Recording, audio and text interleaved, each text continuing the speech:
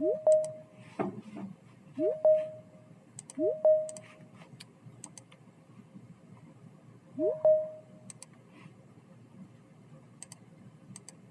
right, we're all set. All right, I'll get started. My name's James Pepper. I'm the chair of the Vermont Cannabis Control Board. Today is September 7th, 2022, and I call this meeting to order. So first thing, the staff here has recommended a social equity status denial. So we need to enter into executive session later in this meeting to discuss the specifics of that case. We'll do so after Bryn reviews the applications and then before we actually vote on those recommendations. Just a quick note on inventory tracking. I know there's a lot of questions about how to comply with the board's record keeping and inventory tracking requirements. We have developed specific data points that each licensee will need to track and report back to the board. We're currently entering into a contract. It's taking a little bit longer than expected to help integrate this reporting and data entry aspect of this work into our licensing portal. So you have kind of a one-stop shop to report your inventory as well as kind of do your renewals or start an application. In the meantime, each licensee will be required to report this information to the CCB electronically through a form that will be available on our website. The Agency of Digital Services, which is a state kind of IT department, has built these forms for us. They needed some tweaking, and so they're not ready for today. But at our meeting next week, our compliance team is going to conduct a tutorial on how to collect inventory records for each license type and how to report this information to the board using these online forms.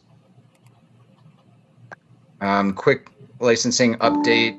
We don't have a long list up for approval today. But we are getting very close on a few retail applications as well as the integrated license applications.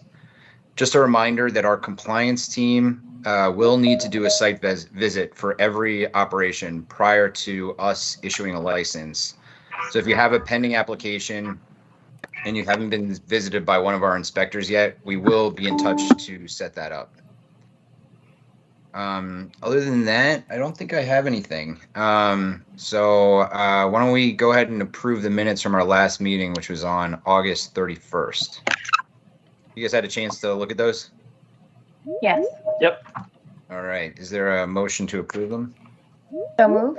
Seconded. All in favor? Aye. Aye. Okay. Bryn, I think I'll turn things over to you to review the kind of applications that are up for today. Great.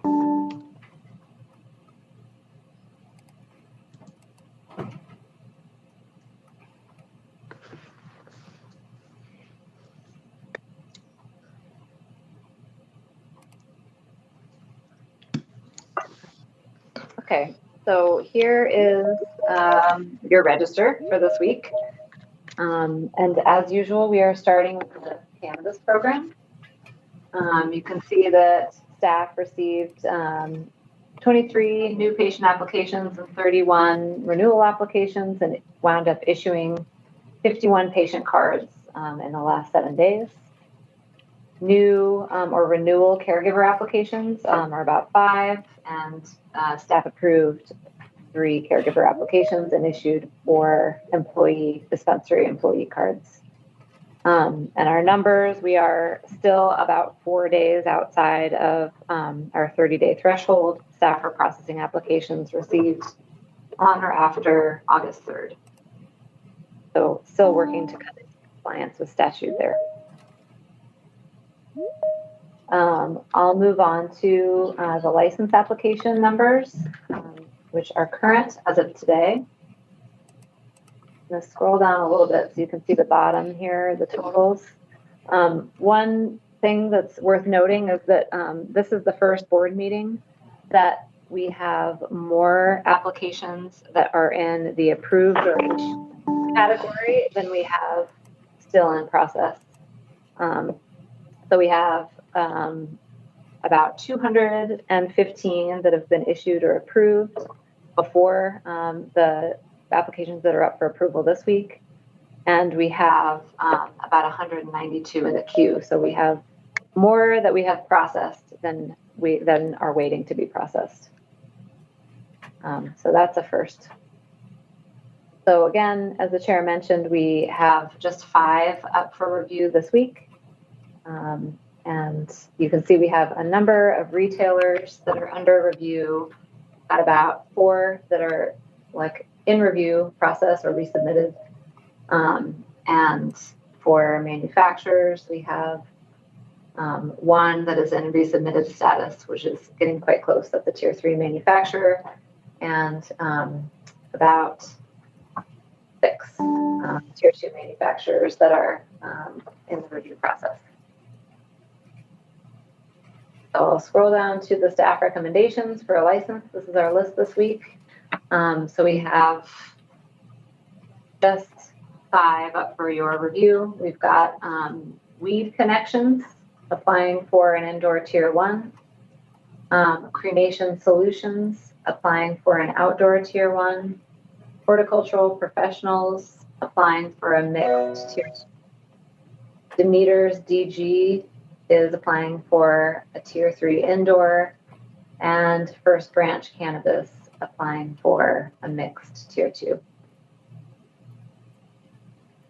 And then we have our short list of license amendments here to show where we are with the amendment process. 5 total in the process of amending their applications. And then lastly, we have our social equity numbers here.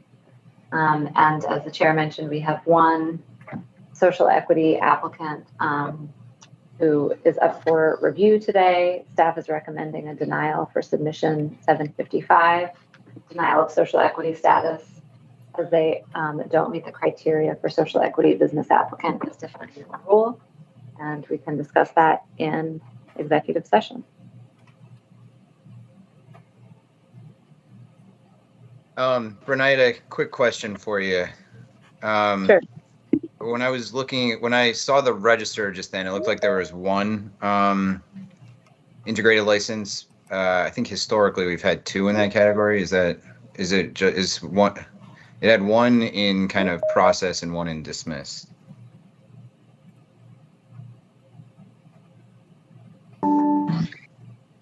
Yep. That, okay, it does look like that's an error in the spreadsheet. So Okay. We will get that fixed. All right. Other than that, I think this looks great, and thanks for all the kind of hard work to getting us, in more approved than pending. Yep. That is very exciting. Well, I think we should do an executive session to discuss the kind of rationale behind the denial recommendation. I think Susanna is going to join us for that as well. Yes. Is there a motion to do that? I move that the CCB go into executive session to consider confidential attorney-client communications made for the purpose of providing professional legal services to the body, and that executive session is required because premature general public knowledge regarding such communications would clearly place the board at a substantial disadvantage. I further move that the board invite Susanna Davis and Jay Green from the Department of Racial Equity into executive session. I'll second. All in favor? Aye. Aye. Okay, so I know we've gone long in the past. Any sense, Brent, of how long this might take? I think that we should give ourselves about 20 minutes for this one. 20 minutes? Okay, so come back at 1:30? That would be 20 minutes from now. I'm not sure if Susanna will be able to join us immediately, so we may have, why don't we give ourselves until 1:45? Okay, let's do that. Nellie, would you mind putting up the away message and just note that we'll be back at 1:45? Yep. Thank you.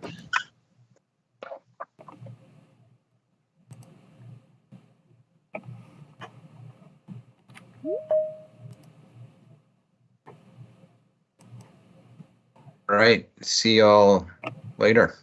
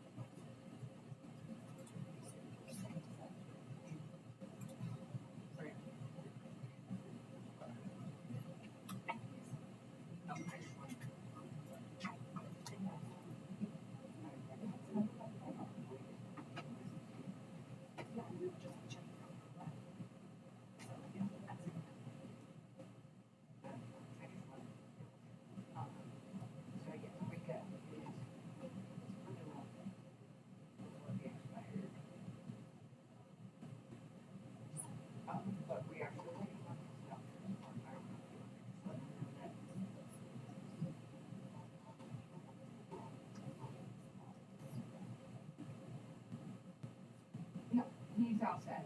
We're just gonna, just let you remind him. Thanks.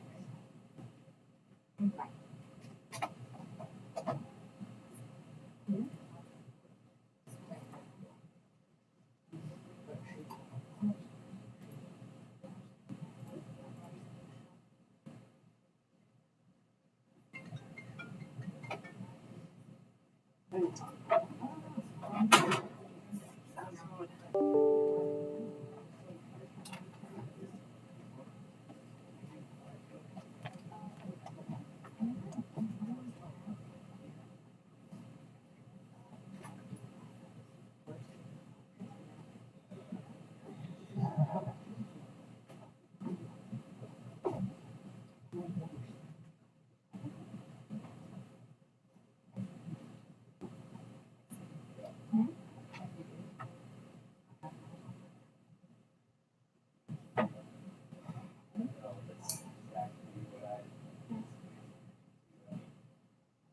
I started a little bit or some ones that we already have like that other spreadsheets.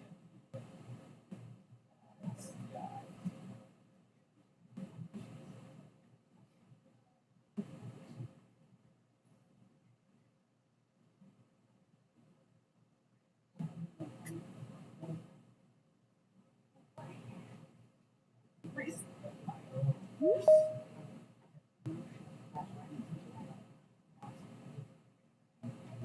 Oh,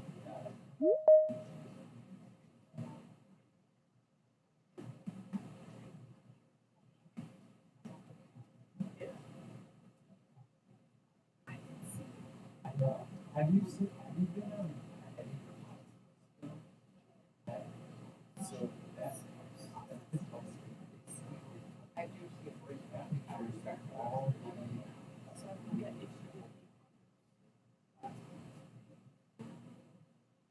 all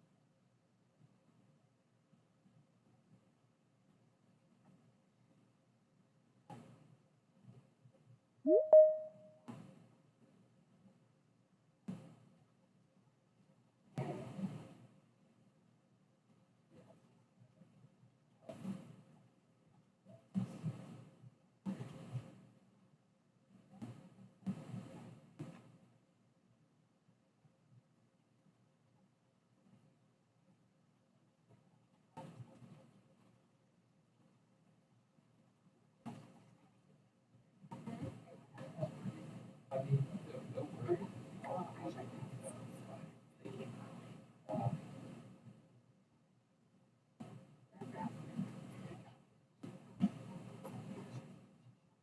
Yeah.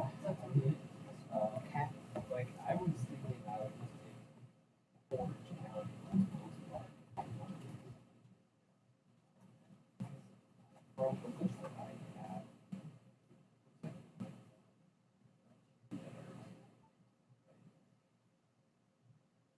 Yeah. So.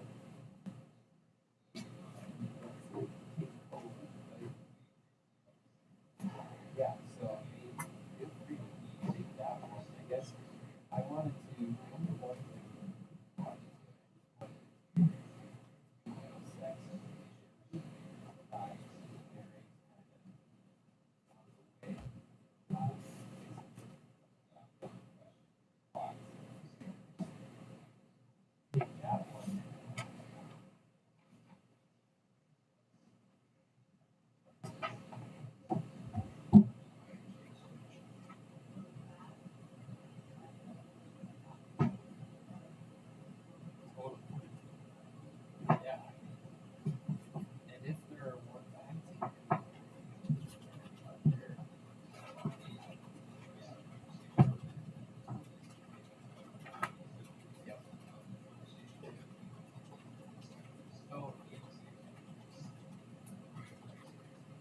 Friday.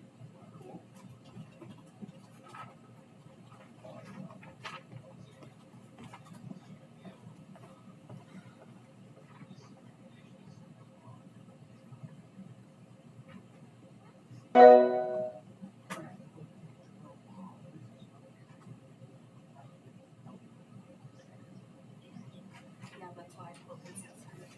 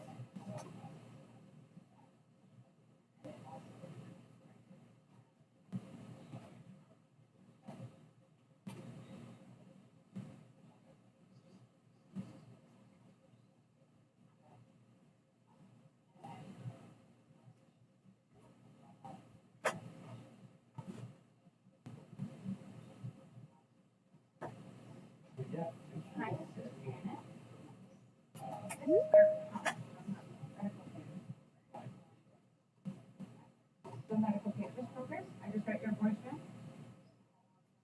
And I just wanted to tell you about the process. No, I haven't done any of those. I'm still working on my, so I have Alex. I haven't done one. You should have an interview.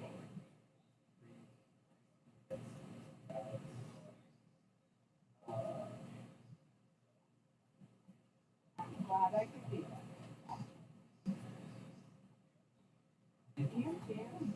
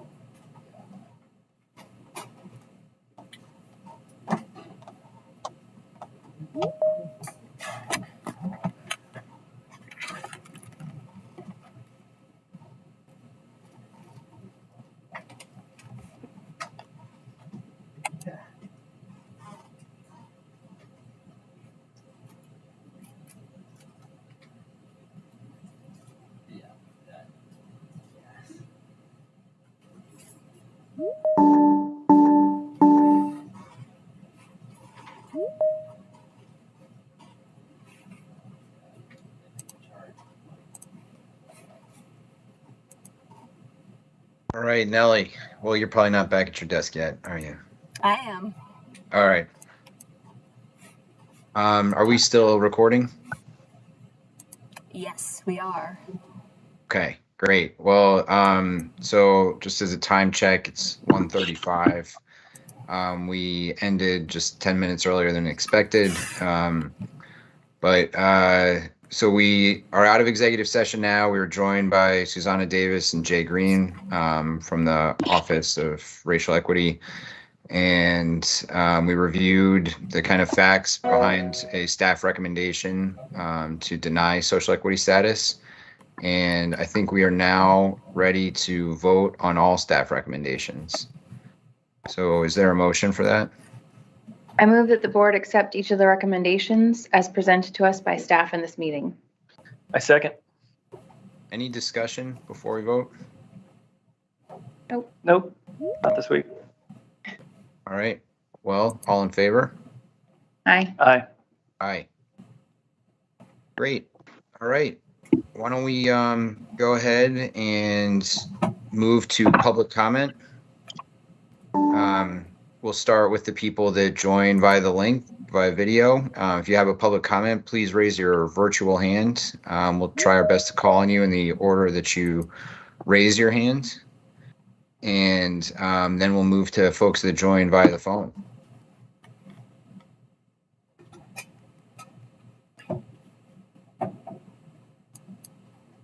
Dave is first. Yeah, I think a lot of folks might not be back yet. Kind of general comment about the exec sessions and, where you look at social equity applicants, I think it would be a helpful thing for the market if there were like some general criteria that are frequently being looked at in these executive session denials, that you could share that out. I have some clients who I think are borderline cases, or actually kind of poor cases for social equity, that I've been discouraging from aggressively applying because I just don't think they fit.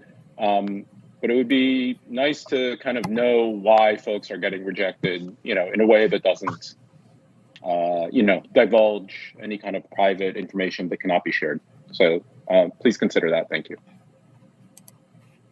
Thanks, Dave. Michael.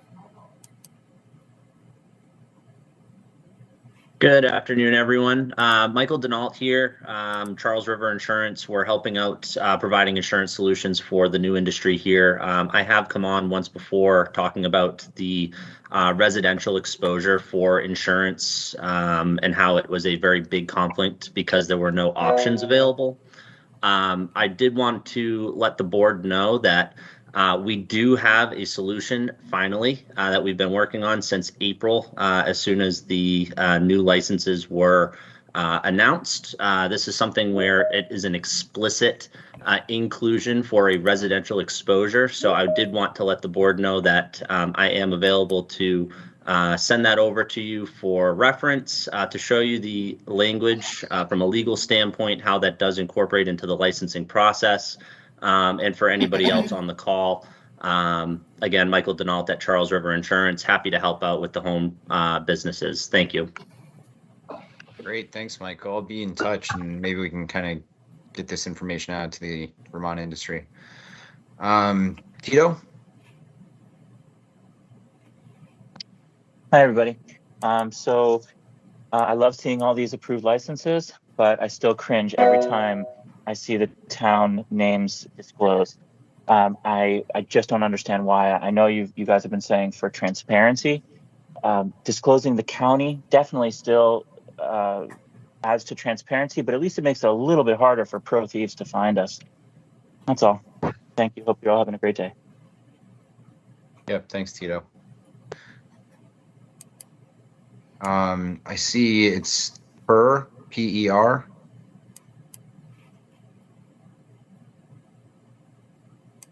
Hello? Hey. Yeah, hi, this is Per Arneberg with Dahlin Ltd. How you doing? Doing fine, thanks. So just a few questions that we have regarding, we are applying for a set of licenses. We've already received manufacturing and cultivation and applying for retail, and some questions regarding the product approval process and packaging and labeling. So it's quite a few questions. I'll just try and keep it as short as possible. We understand that individual products are going to have to be approved by the CCB prior to being sold in the retail space. Is there information out on that yet? We've been looking and we haven't seemed to find any. We also know that there's this fee for each individual product that's going to be approved by the CCB to be sold. We believe it's $50. What is that process, and is that portal open yet? And how do we submit for individual products? And also around that, the language from what we've seen seems to be a little bit vague on, is this for, let's take the category of flower, for each individual strain, for flower in general? Like, i.e., if you have 5 types of flower, is it $50 per individual strain? And then for approval, are we talking about approval on a per gram, per each individual SKU, or an overall category of product? Then in terms of packaging, a little bit regarding your pre-approval of certain packaging or your waivers. Some of the items there we're curious about. So like the baggie, the paper baggie, for example, because of your waiver, is that something that can be utilized, the same packaging from the same brand in different sizes? Because to me, from our understanding, it looks like it's that one specific size. And same thing, you've got I think it's a plastic cap as well with a waiver.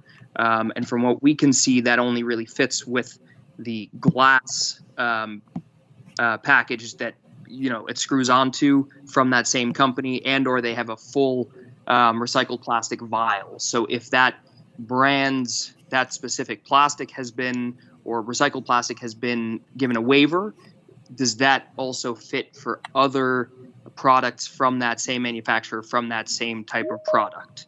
And with that being said, we've also been trying to go through the packaging.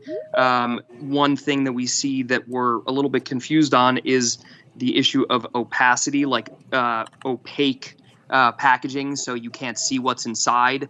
And considering something like a glass jar, you guys have approved mason jars or glass jars with screw tops. Does glass or packaging need to be 100% opaque? Like, what's the definition here?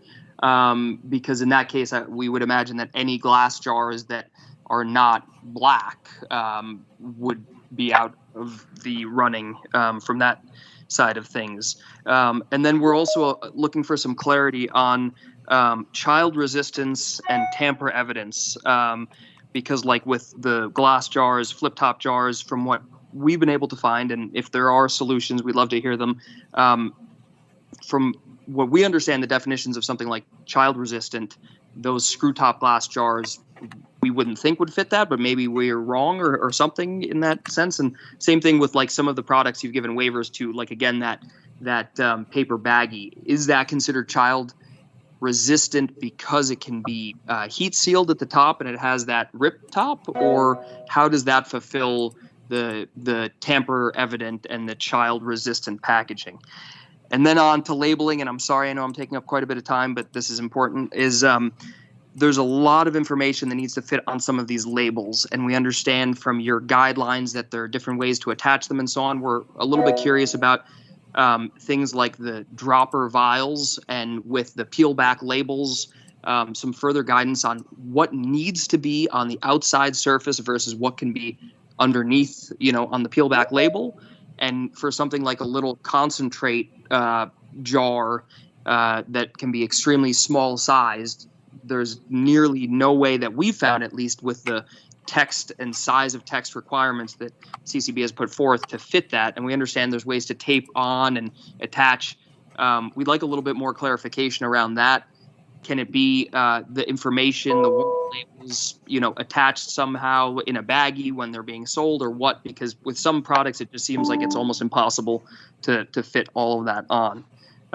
So I know that was a lot of different questions, and appreciate your guys' time, and hope to hear some answers back on it. We're going to email you as well with some of this stuff. Yeah, that's great. Those are all really good questions and all things that we've been discussing internally, and we'll hopefully have some answers for you very soon. We know that this is kind of a critical moment for all of the packaging and labeling. Chris Vickers. Yeah, hi. I'm a tier 1 cultivator, and I'm going to be applying for my manufacturing license. And I kind of wish that these two things were rolled together somehow, where most people who are cultivating are going to want to do something else with their other products that they have, their lower buds, or turning it into other things.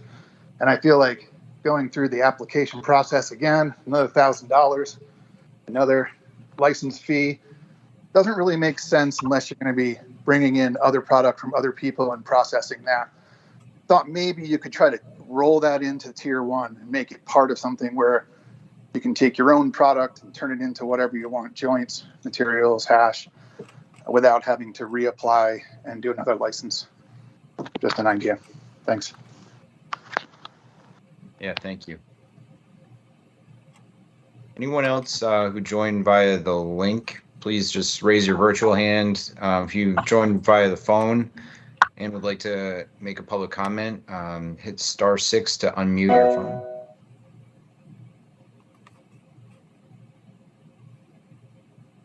Keith? Hello, CCB. I have a question. Will you be requiring all employees to have safe vendor training and a safe vendor training course applied to all employees that apply for retail sales businesses?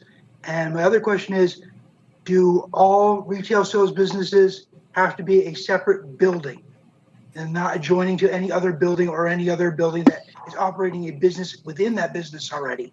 So they would be a single business in that as is, with all the security parameters of 2-door locks, security cameras, and ID check machines, and anything like that. And I would like to see safe vendor training, because I think the CCB should have it as well, and all employees and all staff of the CCB should have some type of safe vendor training. Because going into this blindly, most people are not going to know how to do this. And there's got to be some parameters of education to get people out there when they start working in these retail stores. Yeah, thanks for the comment, Keith. Again, we don't generally answer questions just directly during the public comment period. It would very quickly convert to just a question and answer session, which really isn't the point of a public comment period. But I appreciate the questions, and I know that our education requirements are in our rule. You can kind of see some of I think the answers to your other questions are pretty clear in our rules. But anyway, anyone else for a public comment?